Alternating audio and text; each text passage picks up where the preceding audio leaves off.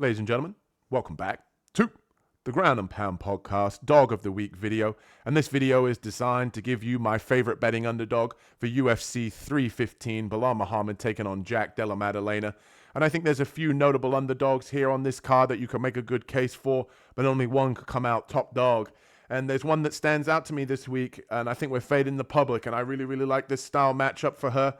And without giving it away, we're going with Valentina, the Bullet Shevchenko this week as a former champion, current champion. She was able to win her belt back against Alexa Grasso, and I like her here at plus 125. I think, honestly, I think it's kind of crazy to me that people are so high on Manon Fiorot. I understand why they're high on Manon Fiorot. She is a dangerous striker. She does have good hands, but when you want to talk about striking, when you want to talk about composure, a complete mixed martial artist who can mix in the wrestling and can strike, 11-time Muay Thai world champion Valentina Shevchenko is kind of crazy at plus money, if you ask me. I like to fade the public in this one. I understand that Valentina opened as the favorite and she became the underdog, so people are obviously very high on Fiorot, like I mentioned. But when you look at overall mixed martial arts and a complete fighting style, Valentina brings it all. And she was able to avenge her loss against Alexa Grasso. She was able to win her belt back with her wrestling at UFC Noche. We saw her, get multiple takedowns throughout rounds, control Alexa Grasso for long periods, and ultimately win her belt back. And one of the things that I think in this style matchup that's a key to victory here is definitely implementing the wrestling for Valentina. We've seen in the past that, she's been happy to strike with people. She's obviously got a lot of power. She's got that head kick knockout, which is one of the better highlights in her career, a head kick knockout. I forget the opponent, but she has great striking. She can definitely implement that against Manon Fiorot. I think she's probably the quicker, more polished striker out of the two.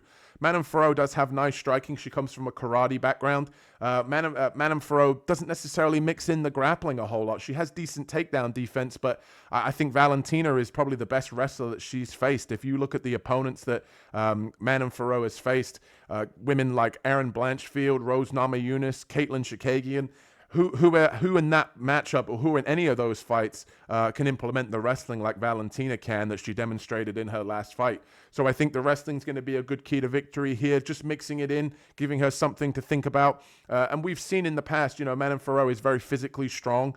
I do think she has a difficult weight cut to get to this weight class, and I think that could implement, slowing her down could definitely be a factor in this fight in causing cardio issues for Manon Fiorot by mixing in the grappling. Shevchenko, goes 5 rounds in her sleep. It's pretty much what she's done in the latter stages of her career as a champion. She's obviously gone 5 rounds many times, so I don't think the cardio is going to be an issue here. If she wants to push the pace and implement wrestling, I think that'll be a good path to victory here. And second key to victory here for her is using her experience, finishing rounds strong, mixing in different, whether it be takedowns, using elbows, knees in the clinch, finishing rounds in dominant positions so that she can win rounds on the judges' scorecards. And I'm sure that Manon Fiorot is going to have moments. She's going to land strikes. She is a quality level fighter. That's why the public's very heavy on her. But I think overall the experience in overall mixed martial arts goes to Valentina Shevchenko. And we saw in the Alexa Grasso fight when she did lose the belt that she had a low fight IQ moment with throwing a spinning back kick where she was far too close to the fence. She ultimately got taken down, her back taken and choked out. Well, that's not going to be a path to victory here for Manon Fiorot. And out of the striking and out of the experience that she has in this style matchup and in MMA overall, I think her experience will shine through to be able to mix things in to keep Manon Fiorot guessing. And as I mentioned, the third key to victory is definitely staying solid inside the octagon. And what I mean by staying solid is just not doing poor fight IQ things inside the cage. So obviously she lost her belt. I think she learned from that with that spinning back kick and just staying solid, staying fundamental. She has all the skills to win this fight on the feet or on the ground, which is why I think it's crazy that we're getting the current champion and basically the future Hall of Famer in Shevchenko here at plus money. Staying solid on the feet, just staying on your P's and Q's. Manon Fiorot is dangerous, but we don't need to have a spectacular highlight reel performance here. We just need to be able to mix in the experience and the wrestling, the striking that I know that Valentina possesses. I think she has the cardio edge, and I think we're getting a really good price tag here on the overall better fighter. And that's why she's my dog of the week this week. She'll be the one that I'm putting the most money on as an underdog.